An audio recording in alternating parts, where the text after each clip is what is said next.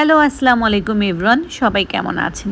চলে এসেছি নতুন আরও একটি ব্লগ নিয়ে। আজকে মেইনলি হচ্ছে আমি ঘরের যত সব আসবাবপত্র রয়েছে লাইক খাট, তারপর হচ্ছে ওয়ার্ড্রোব, কেবিনেট, তাছাড়া সোফা টোফা যা কিছু আছে সবগুলোকে হচ্ছে আমি ভালো করে ওয়াশ করব। যদিও এই কাজটা করতে আমার মিনিমাম 3 থেকে 4 দিন বা 1 সপ্তাহের মতো লাগবে। তাই প্রথমে হচ্ছে আমি খাটটা দিয়েই মেনলি হচ্ছে শুরু করেছি।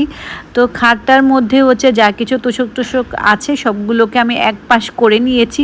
খাটটাও আসলে বাহিরে নিয়ে যদি হচ্ছে আমি ওয়াশ করতে পারতাম তাহলে হচ্ছে আমার জন্য কাজটা করতে সুবিধা হতো, বাট আমি যেহেতু এটা নিতে পারছি না, যেহেতু ঘরের মধ্যে পুরুষ লোক তেমন কেউ ছিল না, আমাকে সব একাই করতে হচ্ছিল। তাই হচ্ছে আমি মানে কম জায়গার মধ্যেই কীভাবে করে হচ্ছে ওয়াশ করা যায় সেটাই করছিলাম আর কি। তবে কাজটা প্রথমে যখন হচ্ছে আমি করছিলাম ভেবেছিলাম যে কাজটা আমার জন্য ইজি হবে, বাট ট্রাস্ট মি কাজটা করতে আমার এতটা কষ্ট হয়েছে যা অ্যাকচুয়ালি বলার বাহিরে। কারণ জায়গা যেহেতু খুবই অল্প পরিমাণে ছিল আর কাজটাও অনেক বেশি ছিল, আর যেহেতু হচ্ছে পানির কাজ সেহেতু পুরো ঘর হচ্ছে পানি দিয়ে ভরে যাবে, তাই আমাকে বারবার হচ্ছে ঘর মুছতে হচ্ছিল, আবার কাজটা করতে হচ্ছিল। আমি সবার প্রথমে হচ্ছে ওয়াফিয়ার একটা খেলনার বালতিতে একটু হুইল পাউডার ভালো করে গুলিয়ে নিয়েছিলাম। তারপর হচ্ছে আমরা যেগুলো দিয়ে থালা বাসন মাজি আর কি, সেটা দিয়ে হচ্ছে সেই স্ট্যান্ডটা দিয়ে হচ্ছে আমি ভালো করে হচ্ছে সবগুলো খাটের যে কর্নারে যে ফুলের ডিজাইনগুলো রয়েছে ভিতরে হাত ঢুকিয়ে আমি হচ্ছে এটাকে ক্লিন করছিলাম। সহজে কিন্তু ক্লিন হচ্ছিল না, যেহেতু এটা অনেক বছর আগের খাট আর অনেক ধুলাবালি জমে গিয়েছে। আমাদের এই ঘরটাতে প্রচুর ধুলাবালি জমে যায়, সেজন্য কাজটা করতে অনেক বেশি সময় আর অনেক বেশি কষ্ট হচ্ছিল। কি আর করার, তারপরে তো কাজটা করতেই হবে। আর এই দিকে হচ্ছে আম্মু হাতের নিচে আমাদের অনেক কাচের জিনিসপত্র রয়েছিল, যেহেতু আমাদের যে কাচের ক্যাবিনেটটা রয়েছে সেটার মধ্যে সবগুলো কাচের জিনিসপত্র মানে আর ছিল না, তাই খাটের নিচে কার্টন করে রেখে দিয়েছিলাম এত বছর।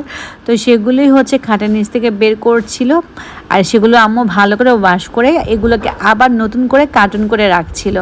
আর আমি মাঝে মাঝে কাজ করছিলাম আর পাশে এসে আম্মুর সাথে বসে আবার আম্মুর কাজও দেখছিলাম। আর এই দিকে হচ্ছে আমাদের জনাব লুসি সাহেব, তাকে দেখতেই পাচ্ছেন, সে কিন্তু আরামে দিব্যি খাচ্ছে আর ঘুমাচ্ছে, তার তো আর কোনো চিন্তা নাই, টেনশন নাই, তার আর কি কাজ।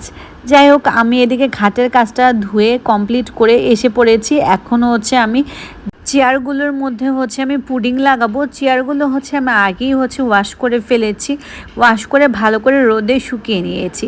এখন হচ্ছে বসে জাস্ট পুডিং লাগাচ্ছি। পুডিংটা কিন্তু আমি রেডিমেডই কিনেছি, অনেকে হচ্ছে মিক্সড করে বানিয়ে নিতে পারো, বাট হচ্ছে আমি বানানোর ঝামেলাতে যাইনি। এইরকম রেডিমেড পুডিং কিন্তু কিনতেই পাওয়া যায়, আমি রেডিমেডটাই কিনে নিয়ে এসেছি। তারপরের দিন হচ্ছে আমি কাঁচের আলমারিটাকে পরিষ্কার করব, এরপরে হচ্ছে সাথে আমি হচ্ছে সোফাটাকেও ক্লিন করব। সোফাটা ক্লিন করতে আমার সব থেকে বেশি কষ্ট হয়েছে, যেহেতু এটা অনেক বছর আগের সোফা। দেখতেই পাচ্ছ চারিপাশ প্রচুর কালো হয়ে রয়েছে, তো সেগুলো হচ্ছে নেক্সট কোনো ব্লগে দেখাবো ইনশাল্লাহ। সো এই তো ছিল আমার আজকের ব্লগ। নেক্সট ব্লগে আবার দেখা হবে। টিল দেন সবাই ভালো থাকবে, সুস্থ থাকবে। আল্লাহ হাফেজ।